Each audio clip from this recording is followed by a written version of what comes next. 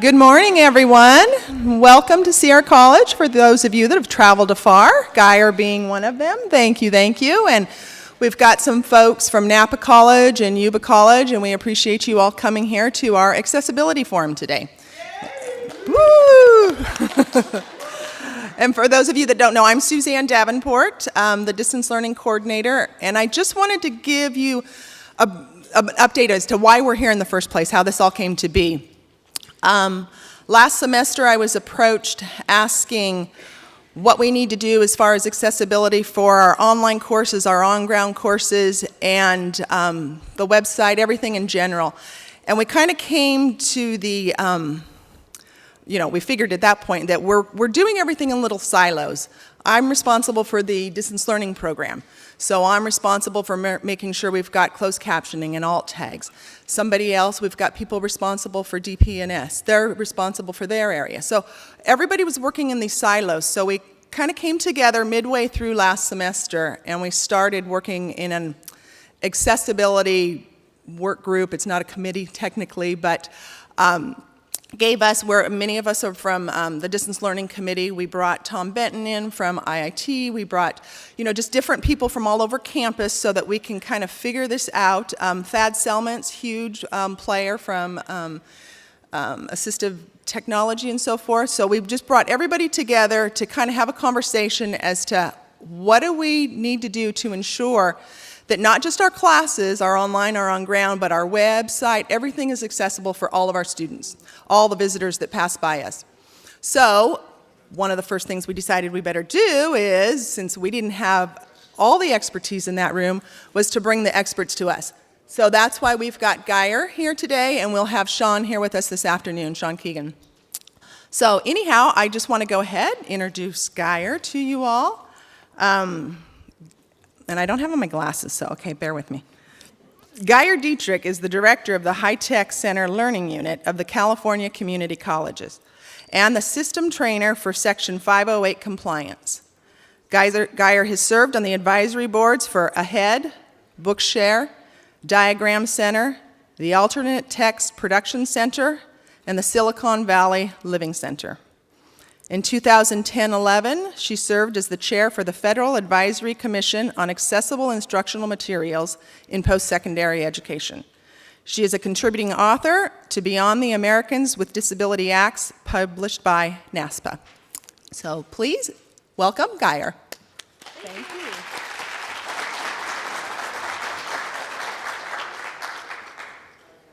Well, welcome everyone.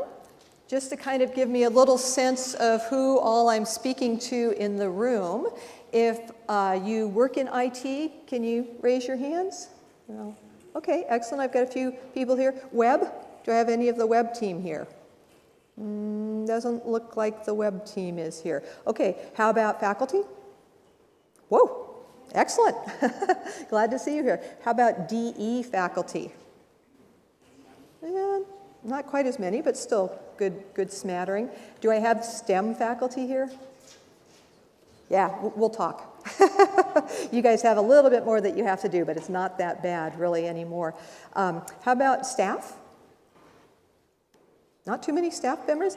And any of you guys sending out like official emails for your departments, anything like that? A few of you maybe?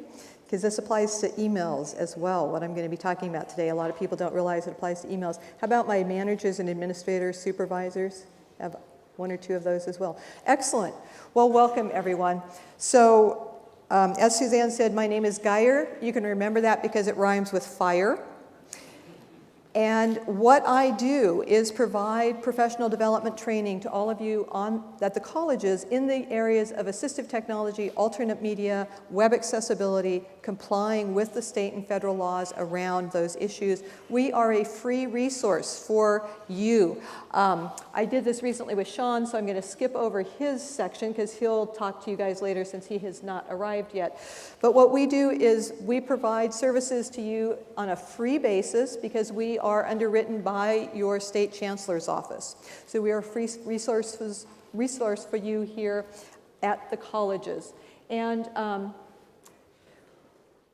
We provide a lot of different trainings. The most popular trainings that we're doing right now, Universal Design for Learning, creating accessible documents. You will be surprised to know it's actually faster if you learn how to create an accessible document than the inaccessible documents that you're creating. It really is. I've had people go through that training and come out saying, oh my gosh, you've just saved me hours and hours of time. Angie? Hey, the mic that the lady who spoke before you, the one you're using is muffled. I'm sorry, Angie, can you speak up just a little bit, or can we get a mic for her? She's saying that the other mic, she can hear much clearer than the one you're using. And ironically, while I'm asking you to speak, to use a mic that is louder and more clear, I'm not speaking loud enough. So we may be able, folks in the back, we'll see if we can turn that up, because otherwise I'm going to be roped to the podium, which I'm hoping. I'm sure there's adjustments that can be made. Yeah. Okay. So, so creating accessible documents, that's a hands-on training that we do, accessible distance education, Section 508, and a whole lot of other things. So you will have this slide deck available to you later. We are very happy to talk with any of you if you'd like more information. But I was asked to speak today on the issue of digital equality and accessibility, and particularly around the laws that require this. So one of the things to understand about our legal requirements for accessibility is that at least part of it is tied to funding. Part of it's also tied to the fact that we're public institutions. But the part that's tied to the funding in particular we have a watchdog for that. How are we using that money? And that watchdog is the Office for Civil Rights. And the Office for Civil Rights can come onto your campus for two reasons. One is that somebody files a complaint and says, I believe that my rights are being discriminated against, and here's why. The other thing that will happen is they can do what's called a compliance review. And that's where they just basically come onto your campus and say, we're coming to check and make sure that you are meeting the contract that you have taken when you agreed to take this money. You get this contract about accessibility as part of that agreement for taking the money, and we want to make sure you're really doing that you're really following the law in that area. Now, when the Office for Civil Rights comes to an individual campus or checks an individual campus's website, they are looking to come into a resolution agreement specifically with that campus. But when they've had a sufficient concern or a sufficient number of campuses where they've had a similar kind of an issue come up, they do something different. They release what's called a Dear Colleague letter. And I sort of jokingly say that a Dear Colleague letter is a bit like a Dear John letter. Starts dear, and then it goes downhill really fast. Dear John, this is why you really are a terrible person and I'm breaking up with you. And so that's kind of the way a Dear Colleague letter is. It literally starts, Dear Colleague, and then it says, this is everything you're doing wrong, and this is how you have to straighten up and fly right. So when they release a Dear Colleague letter, that applies to all of us. It becomes part of federal law. And in 2010, they released a Dear Colleague letter specifically about emerging technology. They jumped on it really quickly because they recognized that technology is a wonderful double-edged sword. It can both level the playing field for individuals with disabilities and give them unprecedented access to things in the world. And at the same time, if it's not accessible, it just slams the door in their face, which is almost worse than thinking, well, I could never do that in the first place. Now it's, oh, well, you can do it. Oh, gosh. But the person didn't set it up right. Therefore, you can't do it. It's not usable. So they jointly released this letter with the Department of Justice and the Department of Ed, which means that both departments were taking this very, very seriously, this issue very seriously. And they used some very strong language in this letter. They said it is unacceptable. It's a pretty strong word. It's unacceptable for universities to use emerging technology without insisting that this technology be accessible to all students. Now, I want to point out a few things just from this one simple paragraph.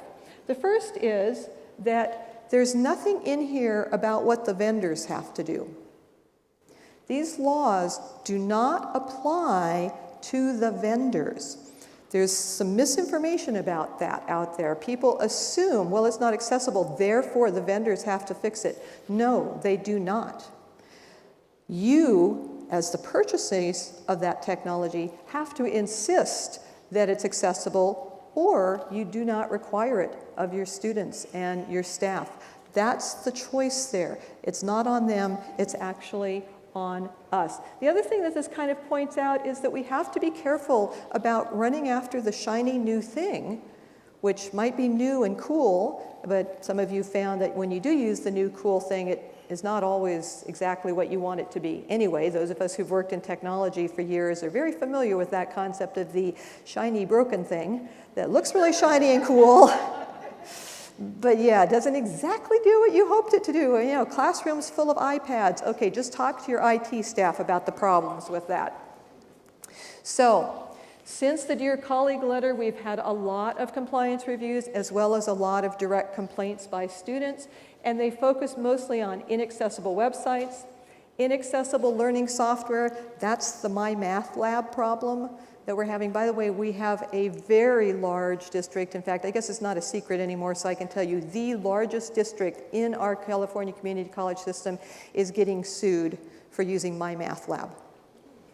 Just saying. I have to go down Tuesday and be deposed for they're going to court around it.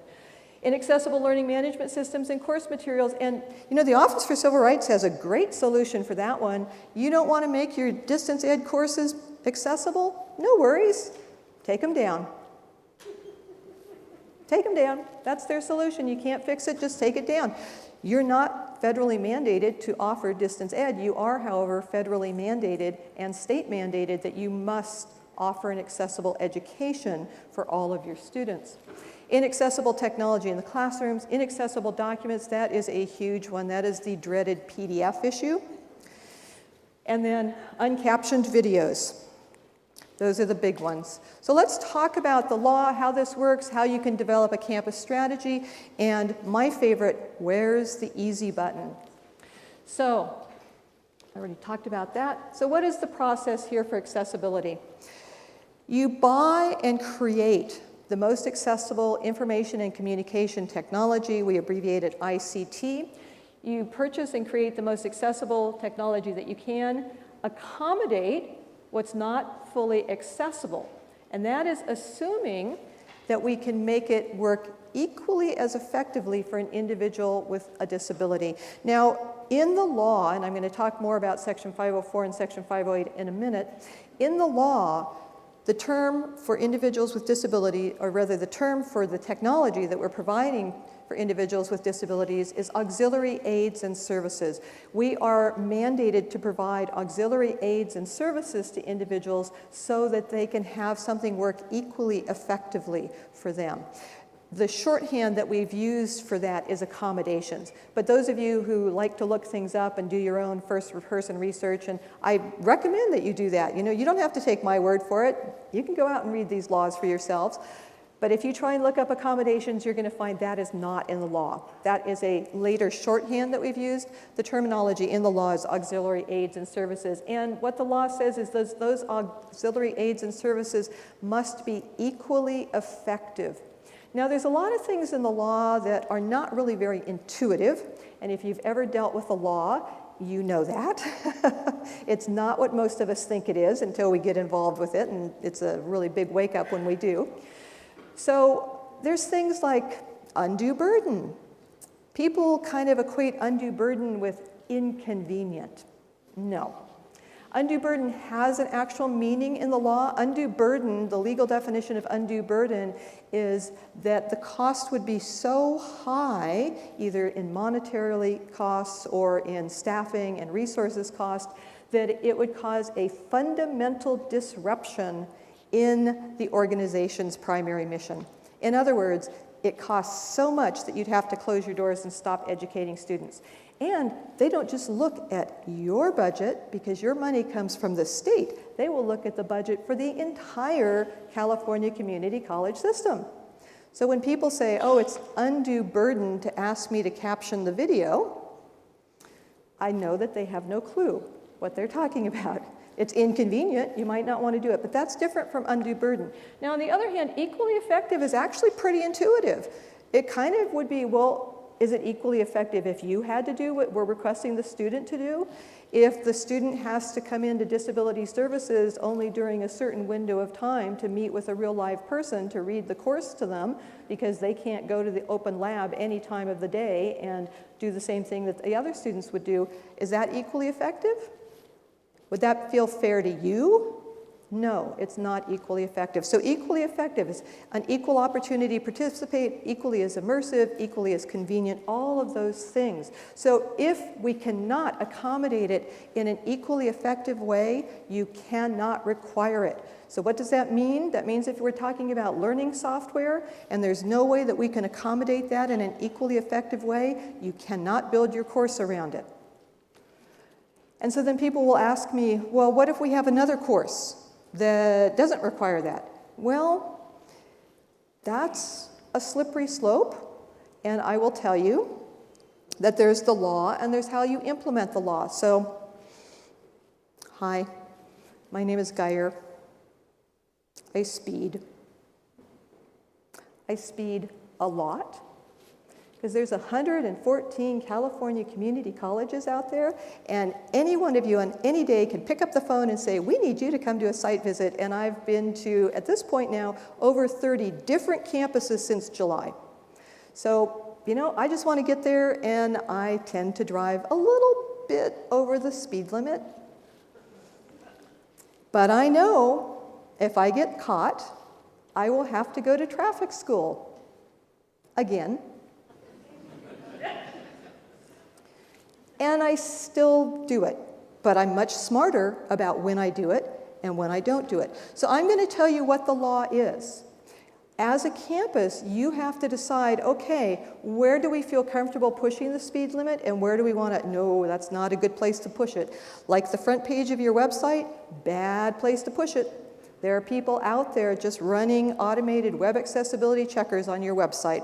And they will send you a nice little letter saying, if you don't fix this, we will sue you. Not a good place to speed. You teach history of Shakespeare, which is only offered once every 2 or 3 years anyway, and you only ever have 15 people and can barely make a class. Yeah, you're probably safe speeding there a little bit. You teach English 1A or stats or US history, I wouldn't speed there. So, you know, that's the kind of thing that you're looking at here. There's the law, and there's when are you actually going to get sued. And I will tell you that if you say, well, you have one course that requires the technology, one course that doesn't, you may be able to get away with that. But if you have a student who says, but I need to take this course, I can't take this other course, then you're in trouble. So it is a slippery slope. So we have 2 laws here primarily that I'm going to talk about that work together. Section 508 and Section 504, both of the Rehabilitation Act of 1973. This is a different law from the ADA. Most of you have heard of the ADA. The ADA applies as well. The ADA, we fall under Title II of the ADA, which applies to public institutions. Section 504 has a few more teeth because Section 504 follows the funding. That follows the money. And what does that mean? That means that if we don't do what the Office for Civil Rights tells us to do, they can stop our federal funding. And if they do stop our federal funding, they stop all of our federal funding, including the federal grants to students. So most people don't push it that far because essentially we've signed a contract by taking the money. But people do ask me sometimes, do we have to take the money? No, you do not have to take the money. You'd probably have to close your doors if you don't, but you don't have to take it. You're not required to take it. But if you do, you get Section 504. Section 508 is totally different. Section 508, also part of the Rehabilitation Act of 1973, applies to us because of California state law. The California state legislature said, we like this idea of Section 508, we like what it stands for, we are going to lift the Section 508 standards and we are going to apply them to the state of California. Now, they did that, let's see, about 15 years ago now.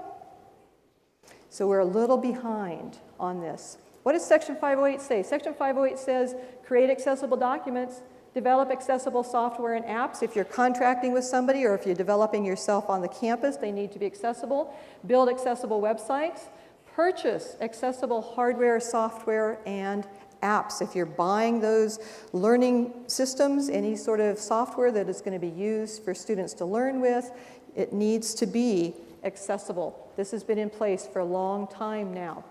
So Section 504, that is that accommodation piece that I talked about, the auxiliary aids and services. Section 508 is about infrastructure. It's about creating an accessible infrastructure to provide access. So Section 504 is specifically about making it work for individuals. Section 504 is where the student comes in, they meet with the Disability Services Office, and they say, you know, I'm taking these classes, and I'm deaf, and I need to have an interpreter. And so then the Disability Services Office provides that. Or you might have a student who comes in and says, you know, I've lost my hearing because I was on active duty in the military and I don't know sign language. I'm, you know, not going to learn sign language, but I need help with the class. What do I do? And then your disability services folks will get a real-time captioner in there so that they can actually literally see in text what the instructor is saying in real time. Those sorts of accommodations are provided by your disability services office for students. Now you have somebody else on staff who does this for your staff. Usually it's somebody in human resources. I don't know on your campus who it might be, but they do a lot of workman's comp cases. Anytime somebody needs something additional in their workplace, that's not disability services job. That is your campus's job. Disability services is specifically about serving the needs of students. And let me say a little bit more about that because there tends to be some confusion around this. I've actually heard people who should know better say, oh, well, if disability services runs out of money, then I guess we just stop serving students with disabilities. Yeah, no, it doesn't work that way. You have a disability services office that is funded partially by your state chancellor's office as a means of helping you meet your legal obligations under the law. It was never intended to fully meet that with no campus effort involved. It was always expected that the campus would do part, and then your state chancellor's office is going to give you money earmarked just for that so that they know that you have enough to meet those needs. So that's really important to understand because it's not just disability services problem. Section 508, as I mentioned, is all about access. It's a totally different thing. It's about creating those accessible websites, making sure software is accessible, videos, if you're creating or using videos, that they're captioned and described, that your documents are accessible, purchasing accessible products, and this involves the entire campus. It is a campus-wide responsibility. So accommodation is Section 504. Access, which is the basic infrastructure, is Section 508. Section 504, accommodation, it's based on a person's request and their preference. I don't know sign language. I need to have real-time captioning. Or you may have someone who's blind who says, I know Braille and I really want to have things in Braille. And you could have somebody else who says, you know, I never learned Braille and so I just want to have large print. I think, is that a hand I see? Is there a hand up back there? No, it's a little hard to see with the light, sorry. So Section 504, Disability Services Office handles it for students. Your ADA or Section 504 compliance officer usually assists staff. And by the way, although disability services really cannot help staff out because that's not, their money is earmarked for students, the opposite is not necessarily true. So your ADA or Section 504 coordinator can help students. And you may find that this comes up sometimes because you have a whole group of students who doesn't particularly want to go to your disability services office. They're called veterans. They don't like that designation of being disabled. They prefer to think of themselves as wounded warriors, and they can be very hesitant to get the services they need, even though they probably are having hearing problems if they've seen active duty, and they probably are having issues in the classroom. They may not come to disability services because psychologically they just can't quite do that. They are legally entitled to work with whoever it is who provides accommodations for staff. So they can take advantage of the services in that way if they prefer to do that as opposed to working with whoever is in disability services. Section 508 is totally different. It's about all the technology that you purchase or create for the entire campus. Section 504 begins where Section 508 ends, and Section 508 ends where Section 504 begins. What do I mean by that? What I mean is it's a continuum. So on this slide, the red with the dots is access, the blue with the bars is accommodation. It's going to be a moving target. Sometimes we will have something that we have to fully accommodate, that there is no level of access really there. Think about someone who's blind, who's taking geography, for instance. You have a lot of maps, globes, all of these sorts of things. We do not expect the geography teacher to be creating tactile graphics for those maps. That's accommodation. That's disability services job. But on the other hand, if you've got someone who's teaching a word class, then we've got a lot of access built in. Word is a very accessible program already, and there may just be a little bit of accommodation that's required for that course. It may just be a matter of adding assistive technology to the computer, or it may be a matter of creating materials in Braille or large print, whatever the student needs. But there's just a little bit of accommodation. So it's always a line. But the better the infrastructure is, the less we need to accommodate, the faster, the easier, and the less expensive it will be to provide those accommodations. Let's take videos, for example. If, as a faculty member, you learn how to use the YouTube community feature for captions, which is a really cool thing if you've got your auto captions turned on. I've actually had faculty members say that they have had their captions, that people come in and fix their captions within just a few hours, just as a community crowdsourcing sort of a thing. You know, there's an easy button for you where you're providing that level of access, and then very little accommodation is going to be needed. And that's a whole lot easier and less expensive for your campus than if they have to take that material now, take the time to run it through the DECT grant, the Distance Education Captioning and Transcription grant, or if they ever run out of money, which they do once in a while, have to take the time and spend the money to get it captioned yourself, or your campus rather, getting it captioned themselves. So it's always a continuum, these two laws working together. Where it becomes a really big issue is that there is some technology that we cannot accommodate.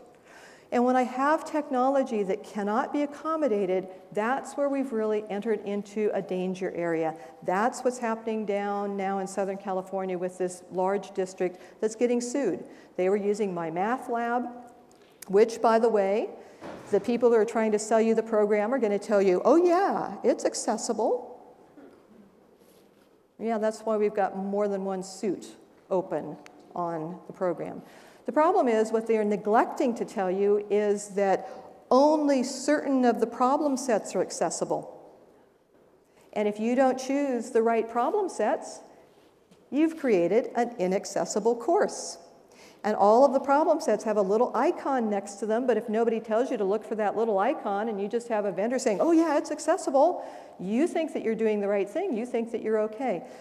These are times where it's kind of like, you know, the late early 1900s when people were coming through selling snake oil. It is a buyer beware market right now when it comes to accessibility, because a few of the vendors have figured out, oh, if I just tell you it's accessible, you're not going to check, and you're going to believe me, and you're going to buy it. And we've even had people say, oh yeah, it's fully accessible, and then we've had people on campus who go in and check and say, well, you're missing this, and you're missing this, and you're missing this, and they'll say, oh, what does that mean? It means it's not accessible. Oh.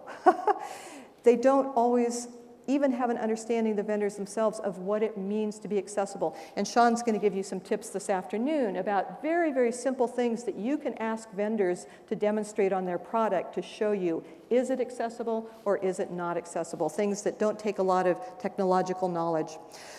But we're in a real danger area here now. We're, doing the 80 miles down Highway 5 when there's lots of big trucks, and the CHP can hide right between those big trucks. I learned that one the hard way.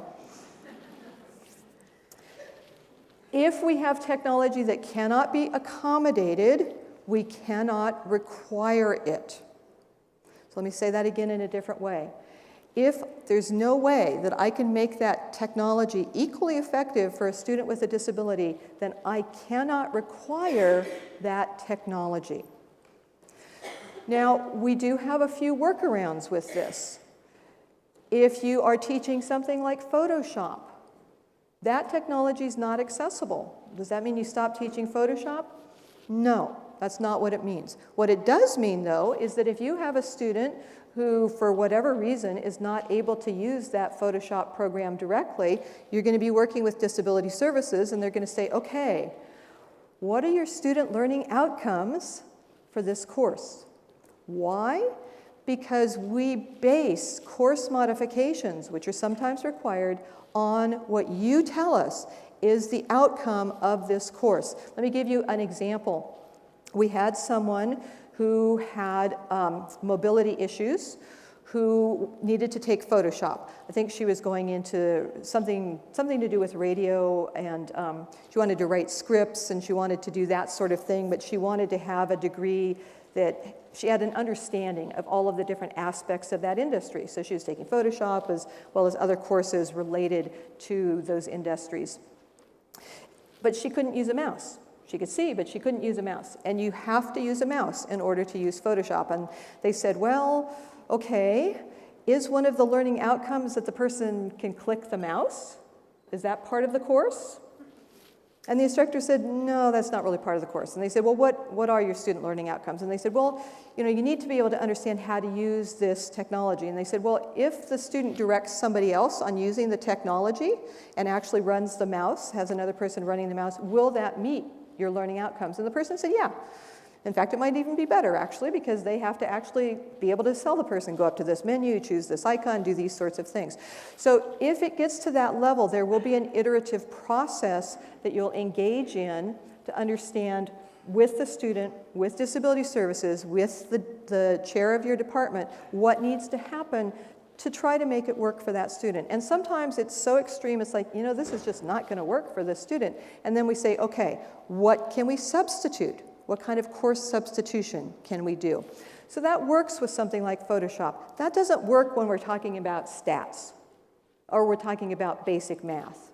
We're not going to do a course substitution necessarily for basic math because you're using MyMathLab or ALEX, which has similar problems. ALEX is actually a little more accessible. It has a nice feature where it has a button that says that you check the button and it shows you if your course is accessible, and if your entire course disappears, you know you're in big trouble. But at least you know. The harder thing with MyMathLab is you kind of get into it and you don't really necessarily realize. If the technology cannot be accommodated in an equally effective way, you cannot require it of all students. You can have it as an option. You can have it in your math lab where they can work with MyMathLab, or they can do tutoring hours, or they can do a number of different things, all of which fulfills you have to spend 2 hours in the math lab, but not we're basing the entire course on this if you cannot make it fully accessible.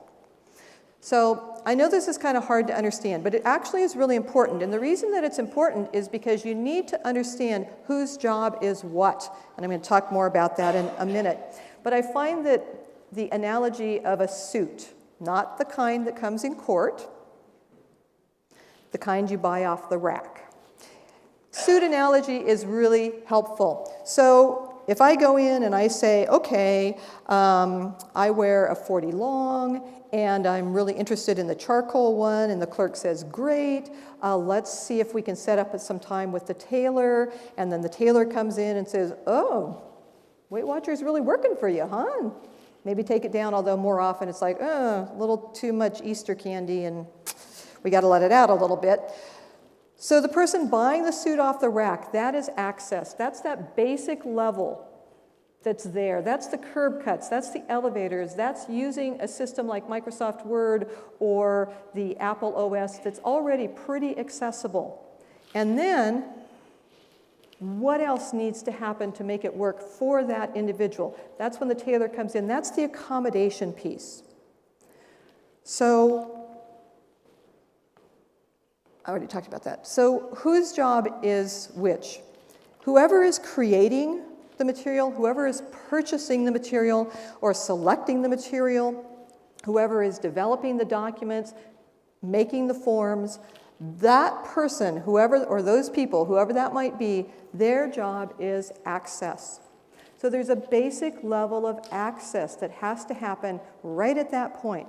And then accommodation, that's when your disability services office comes in and does accommodation. Let me give you another example of this. One of the things that's coming up a lot with courses is describing graphics. We call it alt text or alternate text description. It's something that's required on any graphic that you use in a course, any graphic that you put in a document, any graphic that you put online is required to have a brief description.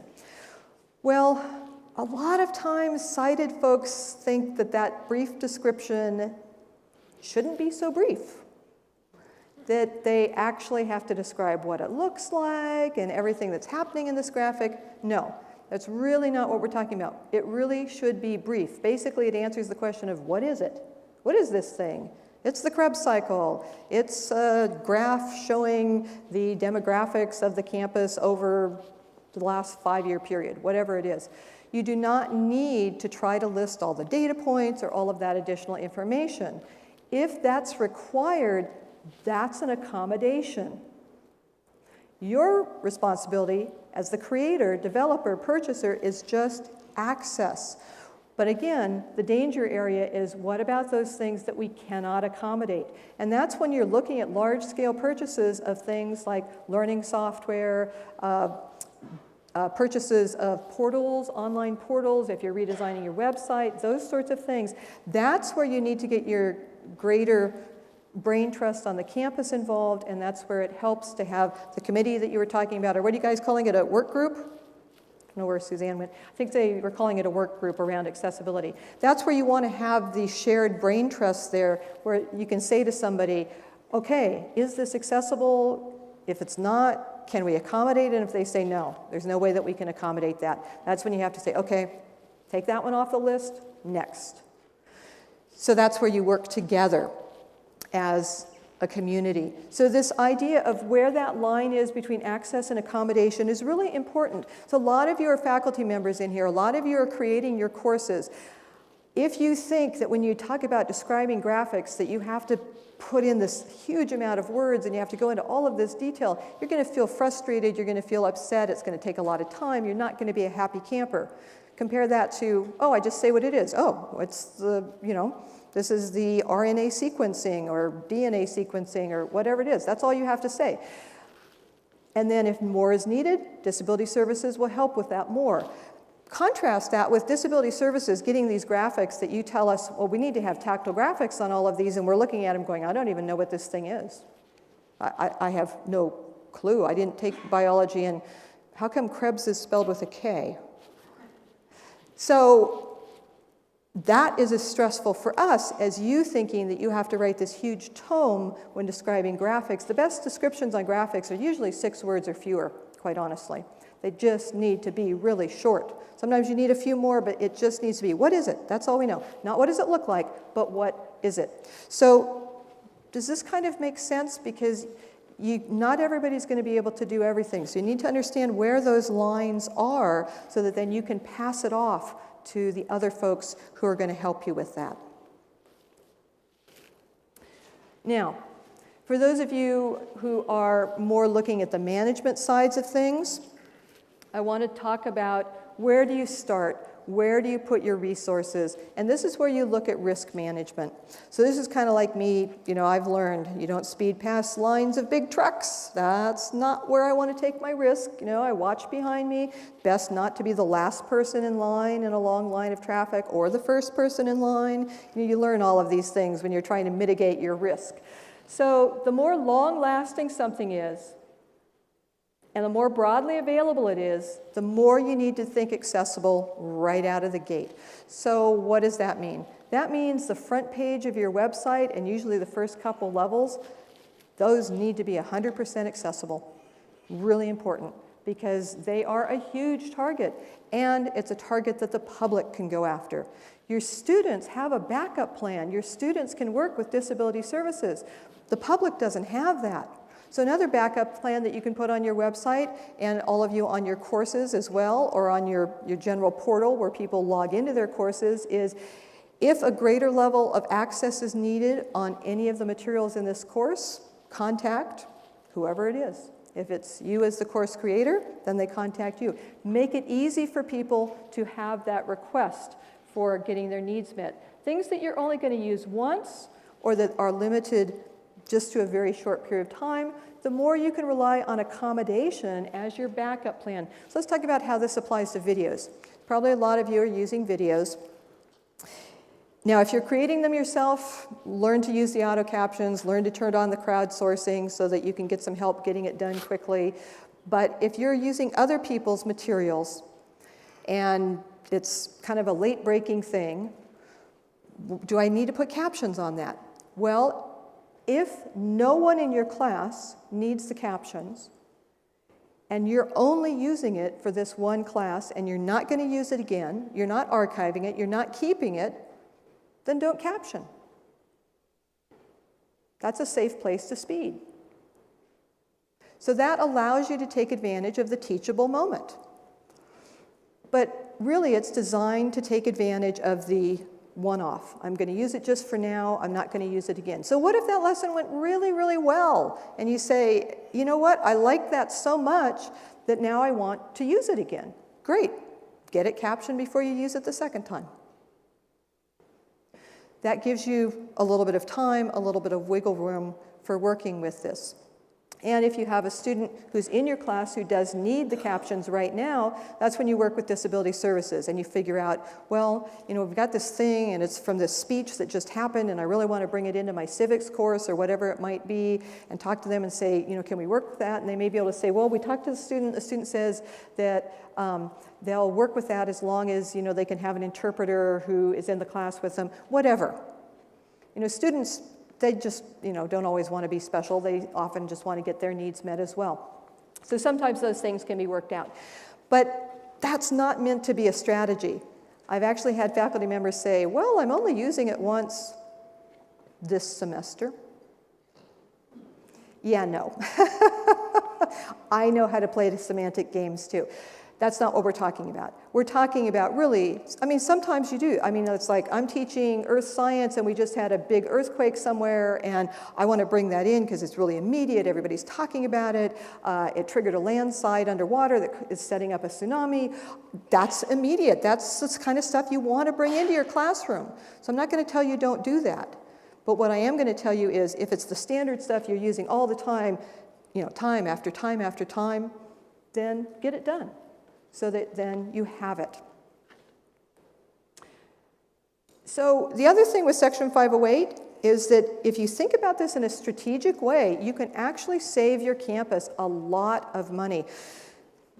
It's not intuitive to people. People assume that accessibility is going to be harder, take longer, and cost a lot of money. We just assume that. And what's really funny is people assume that even when they don't know what accessibility actually requires of them, which is really kind of the interesting thing. So when we do the class that I do and also one of my trainers does on creating accessible Word documents, the most common comment that I have after that class is, oh my gosh, you've just saved me hours of time.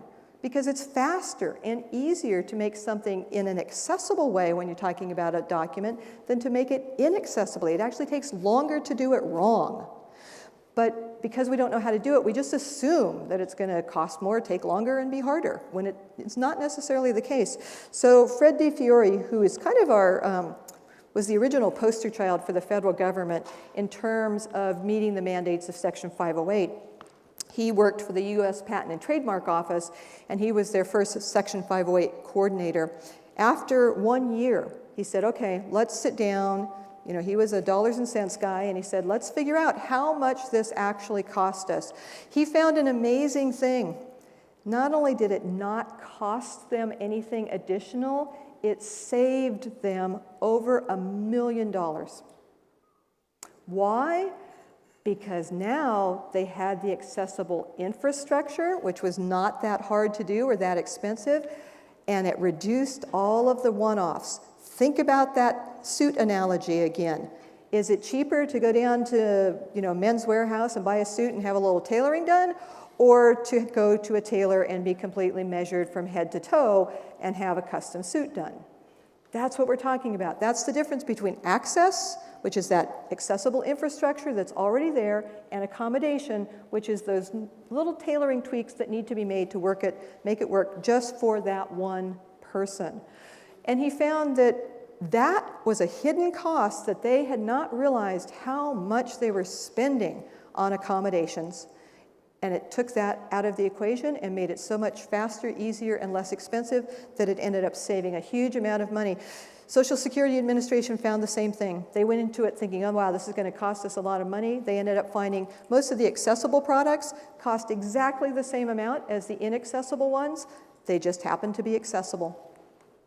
So here's an example that campuses can apply with assistive technology. In particular, an assistive technology, or AT, is that technology that is used by individuals with disabilities to allow them to access their materials, to access the computers and the iPads and the phones and all of those sorts of things. So one way that you can do this on your PCs on campus is that you can provide programs like Balabolka, Natural Reader, NVDA, which is a free screen reader for individuals who are blind and need the whole screen read to them.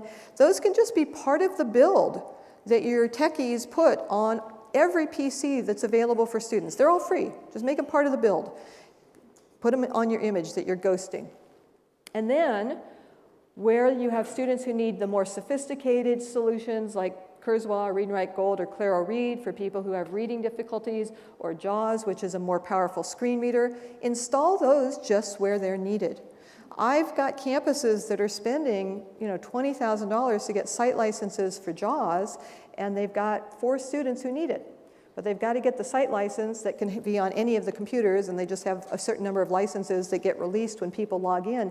How much less expensive would it be to spend a couple $1,000s to put it where the students actually are going to use it and have NVDA available everywhere else, so that at least they can do their email, they can do their Word documents, they can go online anywhere they want to on campus, the library, the student labs, wherever. So you can think strategically about this. Those of you who have good strategic brains, maybe you might want to think about volunteering to be part of the accessibility committee so that you can help them find these solutions that can actually make it better for everybody.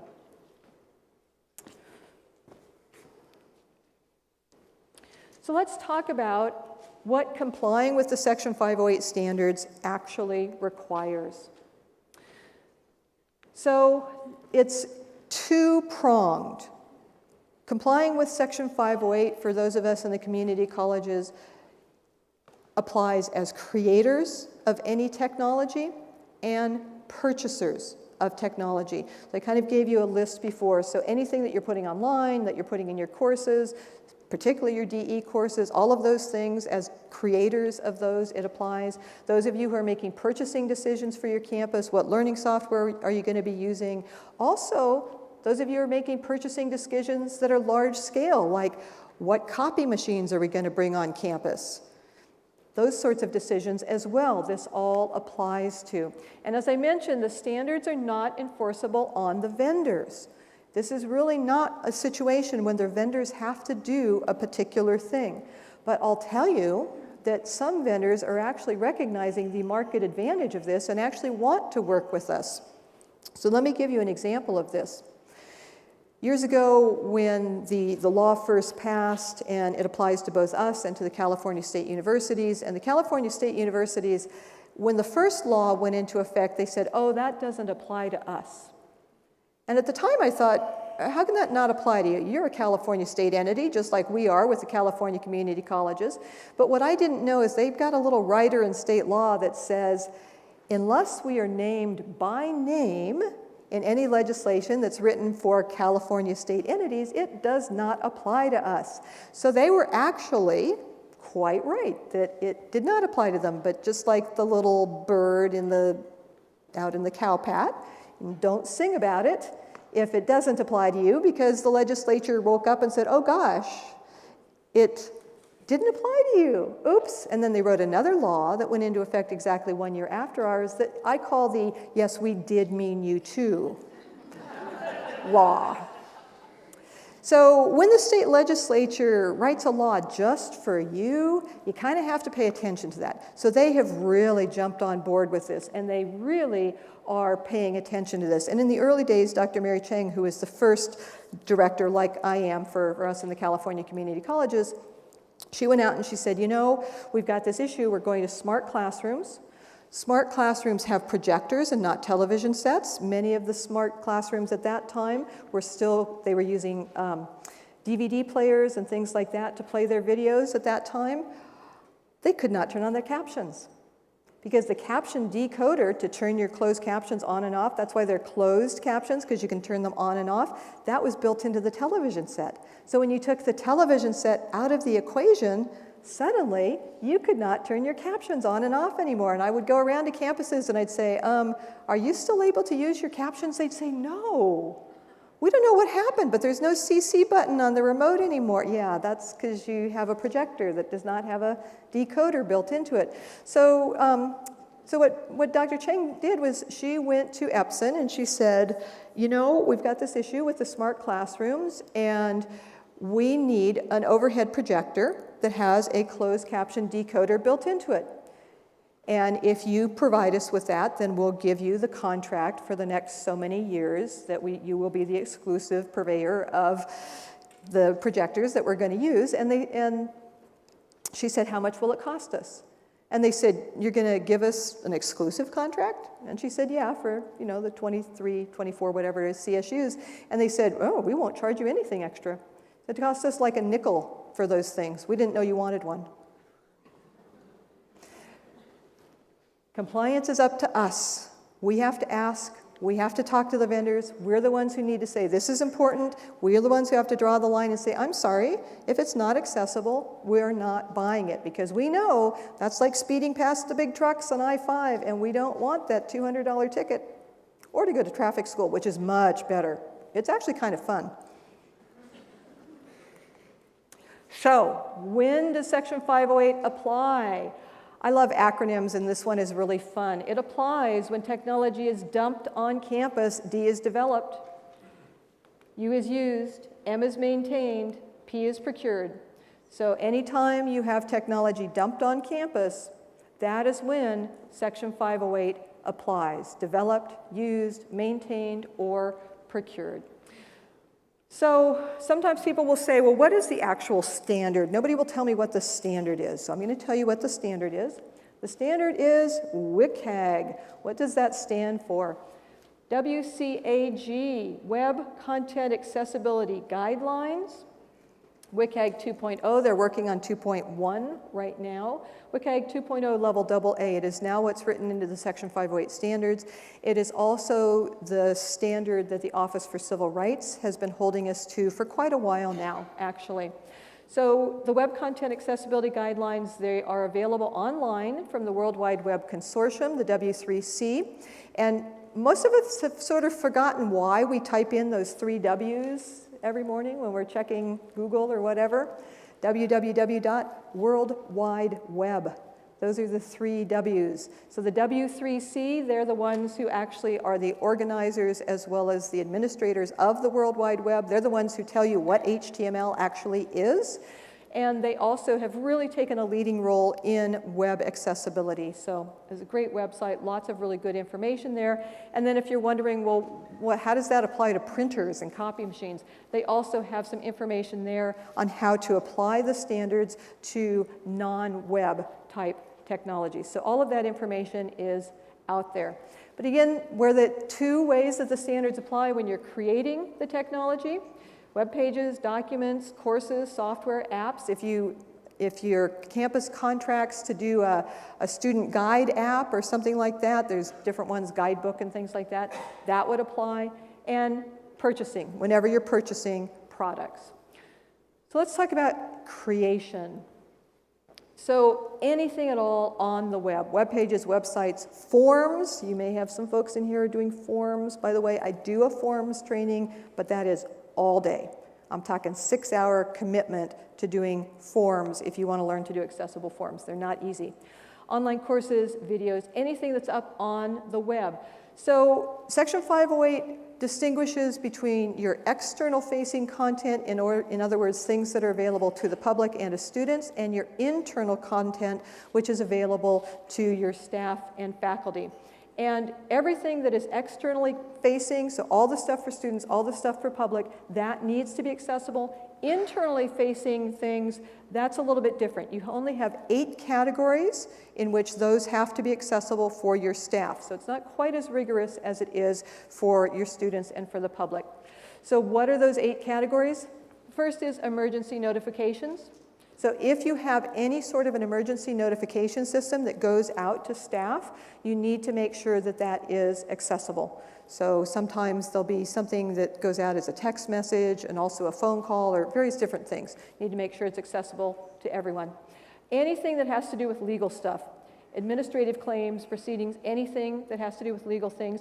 Program or policy announcements, this is one where you probably have a few staff members who are doing things like sending out emails to the staff about, remember, your time cards are due this particular time, this particular date, or remember, you've got to take the FERPA training. If you don't do the online FERPA training, we're going to hold up your paycheck, all of those sorts of things. That needs to be fully accessible. So what that means is if you put together a nice little flyer and scanned it and then stuck it in your email, you got a problem because that is not accessible. Graphics must have alternate text descriptions, including if it's a graphic of a flyer that you stuck inside of an email. Notices of benefits, anything having to do with employment basically or personnel actions, any of those sorts of things need to be fully accessible. If you have any sort of an online receipt process for staff, that needs to be accessible. Survey questionnaires, if they're going out to the staff, any templates and forms. Forms are a big deal for accessibility, and any educational and training materials. So what that means is if you are contracting with someone to provide a FERPA training, a sexual harassment training, or anything like that that's online, first thing you should do is be looking and seeing, are those videos captioned? Is all of that looks like text really text, or is it just pictures of text? Are all of the graphics on there? Do they have alternate text descriptions on it? Can you use the keyboard to navigate all of those things? If you're not, you're putting yourself at legal risk for having access for your staff. Oops. So what does accessible mean? When, assuming we can find a date when we come back to talk to you about creating accessible Word documents, I'm going to teach you how to follow a very simple list in Word for accessibility. And LIST is used because it's an acronym. L is for links. You need to name your links logically. You need to use a name other than click here. Read this. More information. It needs to be a name that if you just lift it out of the document, it still makes sense, whatever it is. So it could be syllabus for English 1A. That would be a fine link name. Or Section 508 standards would be a fine link name. Just name what it is. Images need to be described briefly. We talked about that, and I do mean brief, really short. Styles and structure need to be used to allow for consistency and logical ways of moving through your document. Table header cells need to be marked, and those of you who are working in Canvas, all of these things apply to Canvas as well. And Canvas does give you the ability to do all of these same things in Canvas as well. Where's the easy button? I have a friend that I present with sometimes at the national level, and he said one time, Geyer is all about the easy button. I think it was a compliment. Not quite sure the way he said it, but yes, I am. I want to make it easy for you because I know if it's easy, then people will do it, because why would you not if it's easy and it saves you time and is better for everybody? So an easy button is, if you're going to make a PDF, great. PDF is a great printable format. A lot of your students love PDFs. But instead of posting just a PDF, if you're posting documents online, also post your original, your docx, your RTF. Those of you who are doing math, your LaTeX file. I love LaTeX files. I would so much rather go from LaTeX to Braille than PDF to Braille. No questions, hands down. So post your original as well as your PDF. I know people get very concerned about Word, that it can be changed. You just go into your security settings in Word, you mark it as a final document, and then nobody can edit it. You have that power as the document creator. That's your easy button. Just post both of them, and that way people are not going to worry as much if you've got a PDF that's not quite as accessible. Videos, they need to be captioned. Most people know that. If you have captioned your video, part of what you're going to get from the captioning process is a transcript. I suggest posting not just your captioned video, but also post that transcript. And that way, people can download your transcript. They can run it through Google Translate, so if English is not their first language, they can also then go in and they can literally study the transcript. Otherwise, I mean, the cool thing about videos is they kind of grab your attention and get you into it. But then if you really want to know, okay, what were the steps there? It's like you're going back and forth and back and forth and back and forth. It's really annoying if you actually are trying to learn how to do a process from watching a video. But if I can download the transcript, it's like, oh, great, now I can take that into Word. I can pull out just the steps that I need. Boom, got my study aid. I'm good to go.